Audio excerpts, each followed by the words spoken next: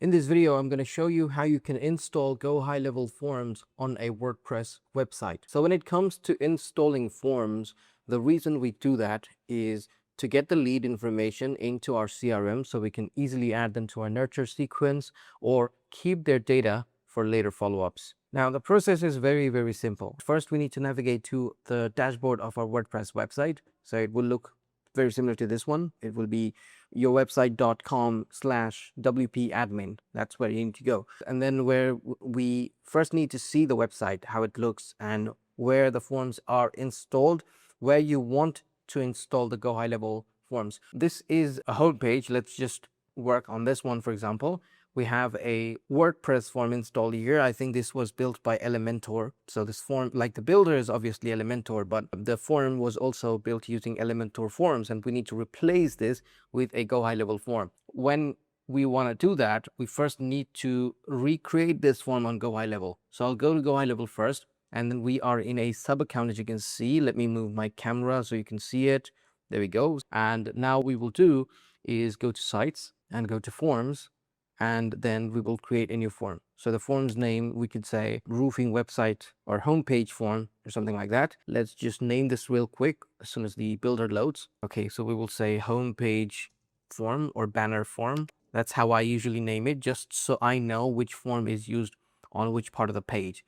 We will get rid of these bits for now. We can add them later, but let's look at them real quick. So we don't have any labels. We have full name, email address, phone number, and please describe what you need or your need. So we have first name, last name. Let's just remove those for now. And we will move phone number below email. There we go. Email is up on top. And this is our full name. And what we will do is if we go to the form settings by clicking here, we can see that there's an option called show label. So we will turn that off right now. So we have our enter your full name, email, and phone number. So we can quickly go to these fields and then change the placeholders. So we can say full name, and then we will do the same thing for email address. Okay, there we go. Email address. Do the same thing for phone number, right? And we will add another field, which will be a multi-line field. So this one is a little bit longer in terms of height than the other field. So this is a multi-line field. That's why we will go to the left side and find a multi-line text field and add it here. And then we will say, please describe your need. What we're trying to do is trying to make this form as close as this one in terms of design. So we have our fields now. What we can do is we can use the color picker, whatever color picker you're using. I'm using the macOS color picker. The placeholder colors, I got it right here. And I will just apply that to the placeholders. Okay, I don't think there's a native way of changing the background of these labels, which is kind of weird. But yeah, let's leave it for now and let's focus on the other parts, which is the border. This one has a little bit radius, which we need to get rid of. So where it says corner radius under input field, under advanced, we will just get rid of that. And then we will replace that with something like 3. We will just save it. Let's try one more time. I think there's a custom field that already uses that name. So let's try to find that custom field. So basically what happened is when I created this custom field, the field ID is already conflicting. So we will just say here, there we go. So it's saved. Now we can just say here under placeholder, we will say, please describe your need.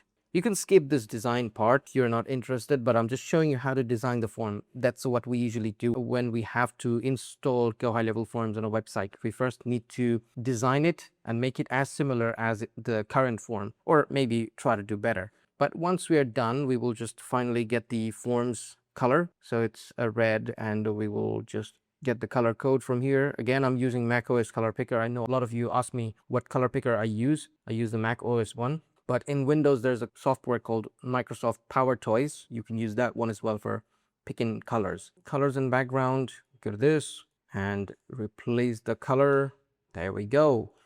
And now we can just say, go to content, submit, and make it center aligned. Or what does it say? Is it, yes, I want a free quote. Okay. Yes, I want a free quote. And then do an arrow like this. And that's it. After doing all this, we will again go back to the form settings and finally see if we have to change anything here. No, all looks good. And then we will go to placeholder. We are using Inter as font. If you want, you can change that like to Poppins or something.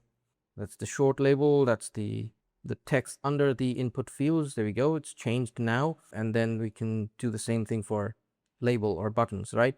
But once that's done, we will click on integrate here, and then we will copy the embed code from here. Make sure it says inline when you are copying the code. Hey everyone, I just wanted to quickly share with you my school community, where if you join, you'll get to ask me questions about issues that you're facing on GoHighLevel, automation, ads, AI, vibe coding, any of that stuff. If I show you the classroom, it's packed with courses on Google Ads, Meta Ads, GoHighLevel, agency. It has resources like prompts, SOPs, onboarding documents. We have courses on Claude Code, vibe coding, AI Studio, and all that stuff. Also, these courses are updated on a regular basis. I check the recent trends all the time and update any courses if necessary. Moving on to the calendars area, we have a couple of live calls every week. First one is on Tuesdays. This is a weekly Q&A where you can join live on Zoom and ask me questions about any issues you're facing directly. The other one is the weekly coaching session. We are covering specific topics every week where you get to join live and ask me questions while I'm covering that topic. With that said, if you're looking for a community where you get constant support for your agency or your business or your marketing profession, depending on which field you're in, this is the community you're looking for. So once you join, we'll speak soon. And now let's get back to the video. Now we will open this page in Elementor.